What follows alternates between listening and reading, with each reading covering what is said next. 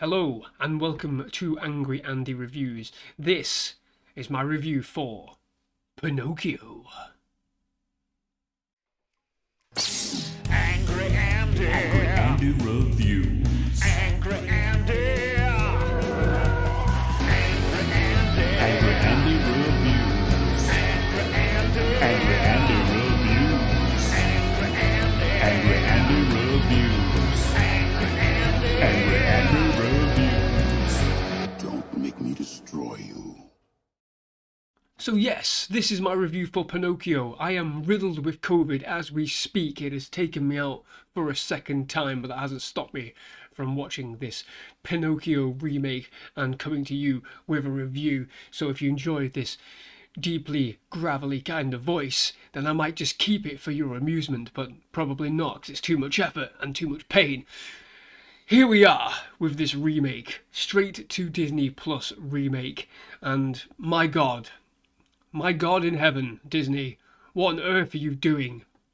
Visually dazzling in places, it most certainly is, but by and large, this is probably the most soulless remake that Disney have done for one of their animated features. Probably more soulless than The Lion King, which is hopelessly inept and void of any kind of emotion, and this is much worse. It's absolutely much worse. It takes the heart and soul of the original animated feature film, which I don't hold any particular love over. We're Disney lovers here, as you can see. We're indoctrinating our daughter into the ways of Disney and Star Wars and Marvel and all this, but even we struggle here because they took the heart and soul out of that original animated film and did nothing with it. They paid lip service to all the major moments, cut out some really important messages, and left everything on the side. Why? Are you afraid? What's wrong, Disney? You gave us really upfront messages with the original film. Yes, of course, it is from decades ago, but the messages still exist today. They're still relevant today, and what, you just ignore them completely? You run away from them? Why bother remaking it entirely? In the first place, if you're just going to ignore the messages, people behaving like asses, turning into asses, hammer down on it. We're in an age where people are behaving like utter morons. Instead, what this film does is point towards bizarrely stupid meta jokes in the that are there to elicit some kind of response from you, because they serve technically as cameos in terms of Geppetto's fucking clocks. We see Roger Rabbit. Nothing makes sense in this, to be quite honest. I don't even know why I'm going to waffle on about it, but I'm not. I'm going to come away. If anything, dreams do come true, except when you're watching this utter pile of shit. Let your conscience be your guide. Well, listen to your conscience. If you think this looks terrible, it most certainly is terrible. Run away. Go and watch something else. Wait for, I think there's a Guillermo del Toro remake coming, his own variation of it. Wait for that and hope and pray that something good comes from that. If not, just go back and watch the classic, because there's more meaning, more soul, more heart, more everything, more quality in production, more quality in design. There are loads of things in this film, loads of moments that they completely cut out for no real reason at all. The part where Geppetto makes his wish to the star, they don't even do that anymore. He notices the star, starts to make his wish, and then it cuts to Jiminy Cricket, and we don't see or hear what Geppetto's saying. Why? Who knows? Oh, because people know how to hear wishes. Well, I kind of want to hear the wish because it's the most memorable fucking moment of the original animated film, isn't it? It's one of the key moments for the character. Instead, we get this weird sort of scenario where he's lost his son before, or he wishes he had a son. He's got a photo of his son. I don't know. It never really explains it. So it gives you this nugget of information about what Geppetto really wants. He's a lonely old man, desperate for a family. Did he lose his family at some point? We don't know, because it never fucking explains it. It just gives you a picture and expects you to understand what's going on.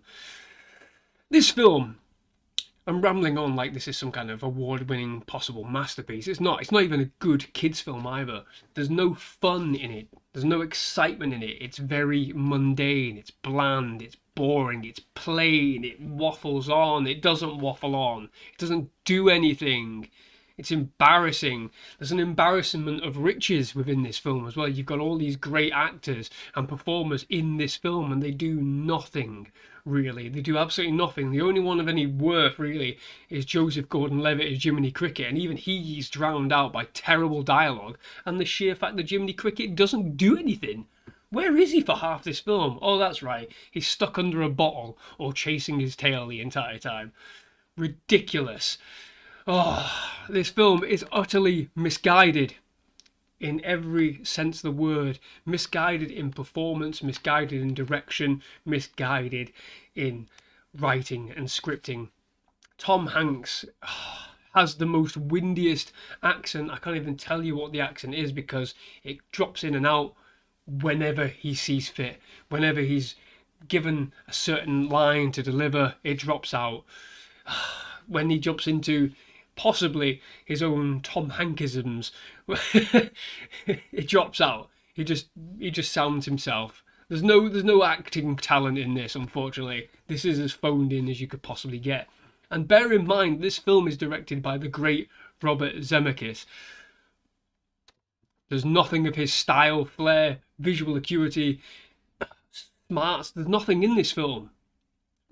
Where is Robert Zemeckis from all those many moons ago? Fuck knows. He's not in this film. It's just his name slapped onto a product because he knows that Back to the Future fans will probably watch. Fuck off. What a waste. The verbal jokes for the adults in this film are not enough to, elevate this film beyond anything at all. It's trite. This film is unbelievably trite. And yes, I said there is some visual flair in this film to a degree with certain things that happen. But you still lose a sense of reality within the subject matter. It plays to almost fantastical physics rather than really trying to hammer home what the messaging is. It's all bluster and no solid ground. It's inept. It's completely inept from top to bottom. There's nothing wondrous in the music. There's nothing wondrous in the character designs for like Honest John or anything like that. They come across as bland and poor and boring. The fundamental problem with this film is that it is abundantly boring. There's no excitement at all. There's no wonder. There's no mystique. It's all craven. It's weak, yellow-bellied nonsense. Much like this fucking review. It's just waffling nonsense. And I'm fed up of Disney putting out this kind of crap. Why do you do this to yourself, Disney? Why? What is the point? We're all here. We're fans of Disney here. We want quality stuff. Instead, you're just trashing out mediocre remakes. Stop it. Just fucking stop it. God's sake, Disney. Oh, oh man. I don't know what else to say. This is just... It's opportunistic and it's poor.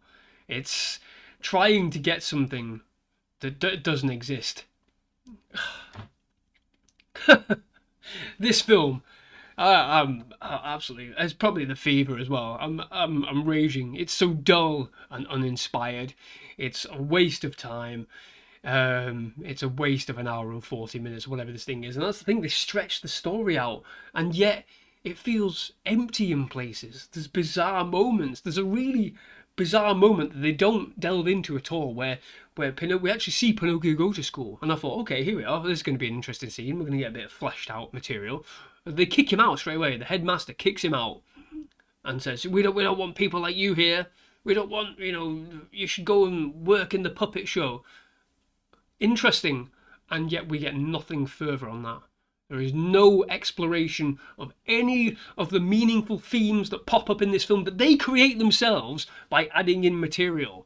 There's nothing of it. A fucking waste. Disney, This is the worst live action remake you have done of anything that you've done. In fact, this is an absolute 1 out of 10. A 1 out of 10. I shouldn't have been surprised that they put this straight to DisneyPlus, because realistically, you know, they probably could have put this in theatres and got a bit of money, but the reviews, I'm gonna guess, I've completely butchered this film. I haven't fucking read them yet, and probably I should have done before watching this, because otherwise I probably wouldn't have watched it. Stupid boy. But there you go. A 1 out of 10. Disney, behave with your licenses, behave with your characters. Stop creating crap and thrusting it out, expecting people to lap it up. You're falling back into the traps that you're in the fucking 80s with your shit. Cause let's face it, baby, these days, you gotta have a sequel. Ah! Ah! You know, the worst thing about this is that they do kind of leave it open, possibly, for a sequel, because they don't actually finish the story. How about that? You don't see him become a real boy. We get some windy nonsense about further adventures that they had together from Jiminy Cricket, about Geppetto and all that. Oh, how self-aware. I can't wait for the sequel. Let's go. Ah. I'm going to end it there. Thank you very much for watching. Please do like and subscribe to the channel. Goodbye.